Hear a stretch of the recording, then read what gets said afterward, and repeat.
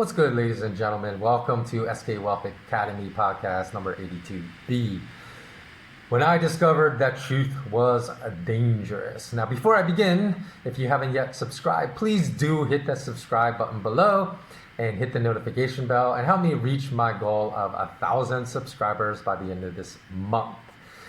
Now, let's get on with the podcast. Now, things are passed off as truth all the time that are unknowns. One of the biggest lies passed off as truth for decades, ever since this theory was presented by shell geologist M. King Hubbert in the 1950s, is the theory of peak oil, in which Mr. Hubbert predicted U.S. oil production would peak in 1970 and that global world oil production would peak in 2000 at 34 million barrels per day. Now, when President Obama took office in America, daily oil production rose every single year of his two-term presidency, and in the last year of his tenure in 2016, actually exceeded in barrel per day production the U.S. production figure of 1970. And furthermore, Hubbert's global oil peak production also failed to come true in 2000. And in which he predicted it would peak at 34 million barrels per day, and oil production today is well over 80 million barrels per day. And since that prediction failed, you have online sources like Encyclopedia Britannica, which you can go check right now on the internet, resorting to revisionist history, stating that the peak oil theory claimed that peak oil would happen sometime in the early to the middle of the 21st century, meaning 2050, which simply is a lie because Hubbert predicted peak oil would happen in the year 2000. So, and though oil prices recently plunged to $20 a barrel this month, before spiking much higher and then coming back down, collapsing oil, I want to emphasize before I move on that collapsing oil prices does not necessarily mean that supplies are booming on collapsing demand, though certainly the recent global virus pandemic has contributed to both of these conditions. Now, I want to explain why collapsing oil prices does not necessarily mean oil supplies are booming and demand is collapsing, although this happens to be the case for the current conditions. But just as massive speculation and banker fraud contributes to futures prices of gold and silver that do not match the supply and demand determinants of the physical world, as you well know if you've been following my podcast here, the same mechanisms happen with oil prices as well. Because if you look at oil prices between 2007 and early 2011,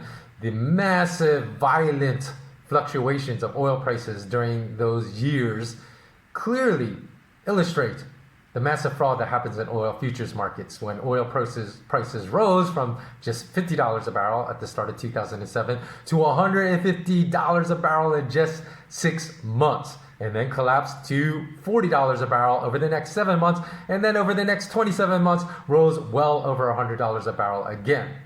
So if you think that actually had to do with the global supply and demand determinants as well as production, then I have a few acres of swampland somewhere to sell you at prime real estate prices.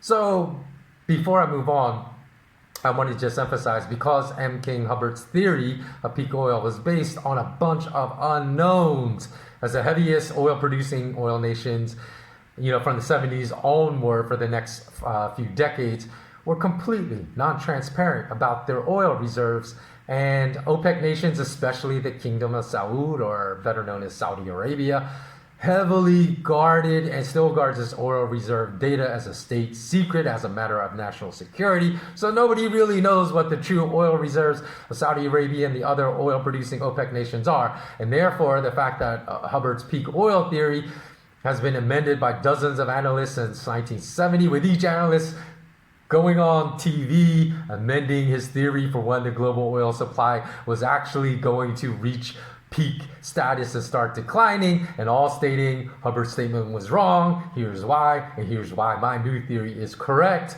It's all based upon wild speculations and unknowns, and therefore are all complete rubbish that should never be taken seriously, although the mass media always takes them seriously. Now, I heavily research all the information I present on my podcast when I don't know the answer and bluntly state that they are unknowns. And when I state that information I present is facts, unlike the majority of people that constantly state the information, that information based upon very questionable, non-robust data and sources are facts, of which unknown information dispensed as facts by politicians, doctors, and mass media during this current pandemic is a prime example. I actually ensure to the greatest degree possible that the sources of my information are robust. Now, I've repeated many times that iron sharpens iron. You probably heard me say that at least a dozen times if you've been following this podcast channel for a while. Now, if you only follow news sources that report news with which you agree, if you only follow podcasters that state opinions with which you agree, and if you only follow people on social media that reinforce your beliefs, this is a formula for enhancing stupidity, as never being challenged on one's beliefs leads to delusion, not truth. In order to become critical thinkers, we must consistently engage in challenging and analyzing our beliefs. For myself, living in 4 different countries thus far, and I hope to live in many more, opened up my mind to see perspectives I never was able to see when I was only living in the United States. And definitely these different perspectives that I have been exposed to while living in different countries and being exposed to different cultures, different ways of thinking of these different cultures, most definitely increase my critical thinking skills and intellect. And of course, you may disagree with some things I state in my podcast. In fact, I would expect you to disagree with some things I state in my podcast about which I hold strong opinions if you're a critical thinker. To expect that we would think alike in many areas and to hold the same beliefs as me on everything is pure insanity. Even if we think alike in many areas, to expect you to agree with me about everything is just pure insanity. However, I want to also stress and emphasize that you should never just believe the information I disseminate of which you already agree, and never just dismiss the information I present of which you disagree. This would be just as horrible and a fallacy of intellect and critical thinking as agreeing or disagreeing with everything I state in my podcast. Instead, I would always urge you to perform your own additional research about the topics I present, and then use your own critical thought processes to either believe or dismiss the things that I present to you. And of course, there are horrible versus wonderful ways in which to vet information to which I expose you. And when I launch my full online learning academy, skwealthacademy, which will hopefully happen weeks after this whole global lockdown ends, I will teach you the proper way to vet information to discover if it is true or not. Because if your vetting process is non-robust, then your vetting process is useless, and you still will not learn to determine what is most likely to be truthful and what is not. So that all depends upon your vetting process as well. And though there are multiple methods of vetting information that are horrible that I can think of off the top of my head that I discuss in my SK Wealth Academy, one of the many horrible ways to vet information is simply to believe information that has mass distribution versus ignoring information is not credible, that is distributed independently with a much smaller following or readership base. So the moment I discovered, okay, finally I'm going to get to the title of this podcast. The moment I discovered that truth was dangerous was when I was given lots of attention by powerful people and organizations at a time when I had very few followers on any social media or information platform through which I was disseminating news. And in fact, back in 2008, when I was frequently speaking about gold and silver price manipulation schemes of bankers to suppress precious metal prices, there literally was no one in the mass media addressing this issue. And I was likely one of perhaps a few in the entire world. I don't want to say I was the only person in the entire world in the independent media speaking frequently about these issues. And I was speaking frequently in private with my clients back then, and also occasionally publicly, because you can go back and check my news site. And I did publish certain articles about gold and silver price manipulation back in 2008, and I started my news site in 2006.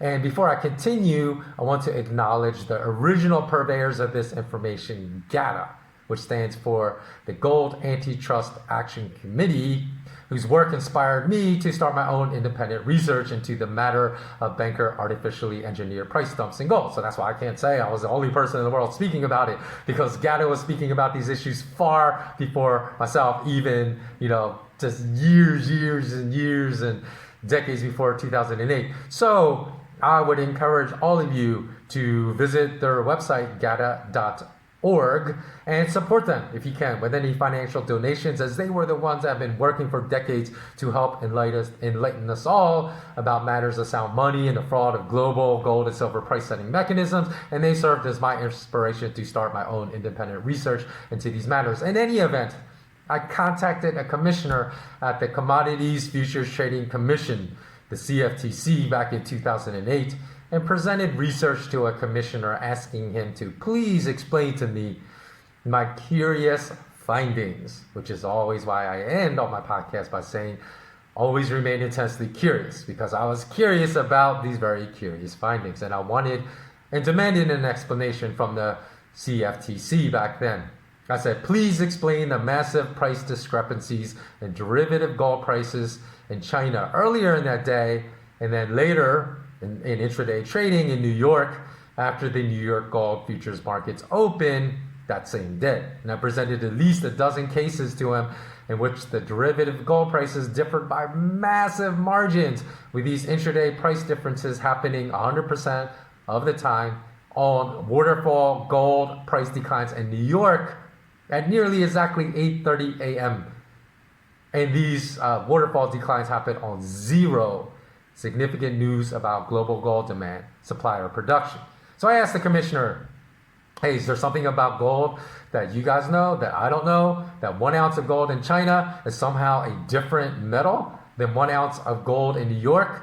That would explain the consistently lower intraday New York gold prices that materialize at precisely 8:30 a.m. on multiple occasions, that would suggest, in the absence of the fact that the metal of gold undergoes some kind of elemental transformation once it is brought inside the borders of China, absent of that explanation, in which it is a completely different metal in China than it is in New York, it would suggest a rigged New York gold market. And in fact, you may view this 2008 research of mine as a precursor to my research last week regarding the great price divergences between paper and physical gold and silver that have materialized. And this is the very curious thing. I haven't even gotten to the meat of this story. Within 15 minutes of sending my email, I received an email back from the CFTC commissioner, from the commissioner's BlackBerry, because you have to recall this is back in 2008 when BlackBerries were still the desired personal communication device for business purposes. He sent me back an email lauding the great research I sent him and promising that he would discuss my research and my questions in the next CFTC meeting and get back to me with an explanation for the massive difference in derivative gold prices in China and New York on an intraday basis. Now, if you want to read the exact letter, word for word, unchanged, unredacted, that I sent to the CFTC commissioner, as well as his response to me and then my follow-up response to him, I include all this material in my SK Wealth Academy courses. However, this is when I understood that truth is very dangerous. Here I was as a relatively unknown analyst, though, at that point, and my research basically in which I conveyed, I understood that New York gold derivatives markets were rigged and fraudulent, sparked an immediate response from the most powerful commodity regulatory agency in the United States.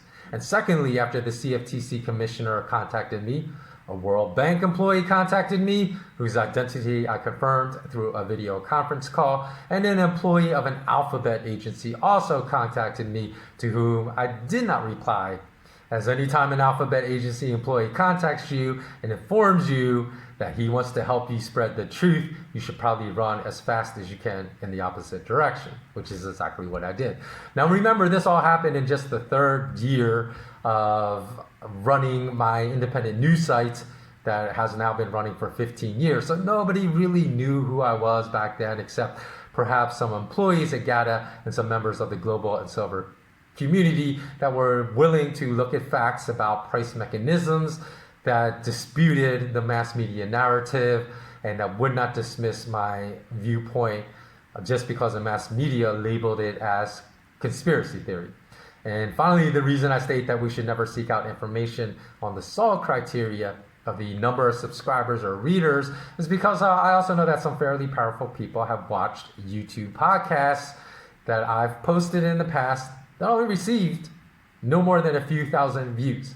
So in other words, some of the podcasts that I posted in the past that included some of the most vital information I've ever posted in understanding how global and silver pricing mechanisms really work were hardly viewed at all by the general population, but yet still viewed by some fairly powerful people, for they identified and understood the value of information that I was dispensing in these largely ignored podcasts. And again, I'll give you an example. For example, billionaire Eric Sprott, who made his fortune on precious metals investing, mentioned my name in an interview and mentioned a specific podcast of mine that he watched, in which he stated after watching it that he agreed with my assessment that in a podcast that discussed a derivative silver price smash that just occurred a few days prior, and he agreed with my assessment that that price smash had to be artificially engineered by bankers, given my explanation of that price smash.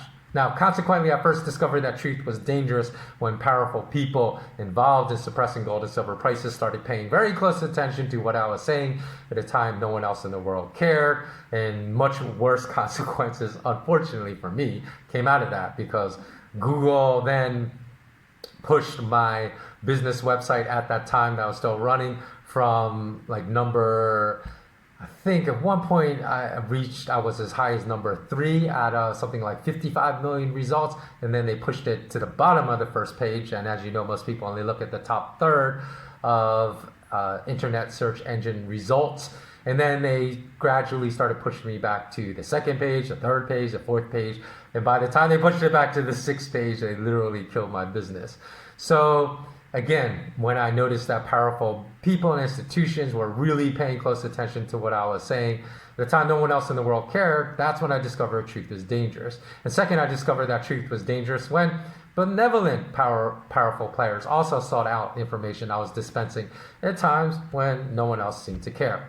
And speaking of dangerous truths, future podcasts that I'm going to post in coming weeks on this channel include my assessment of the real reasons a global lockdown was enforced by governments worldwide in response to this pandemic that will likely end up, meaning the global lockdown response will likely end up killing more people than the people it protects from being infected from this infection.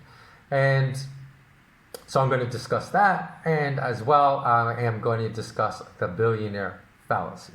So if you want to know what the billionaire fallacy is, then be sure to help me reach my goal of 1,000 subscribers by the end of April and click that notification bell below.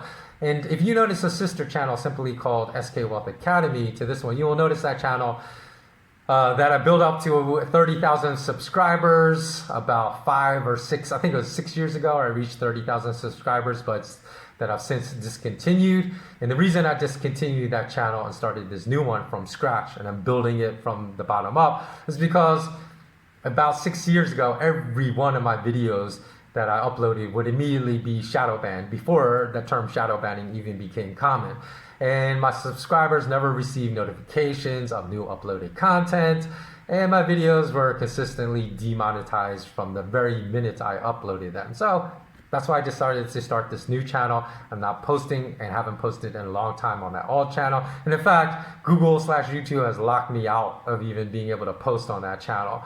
So I have this channel now, and I'm building it from the ground up. So if the topics of my recent podcast interest you at all, please subscribe to this channel. Don't subscribe to that old SK Wealth Academy channel, because no fresh content is being uploaded there. And finally, here's the question I always end all my podcasts, and would like you to comment below. Let me know when you first realized that truth was dangerous. Comment below, share your experiences with me, and let me know. And until next time, thanks so much for watching until the end, and always remain intensely curious. So long.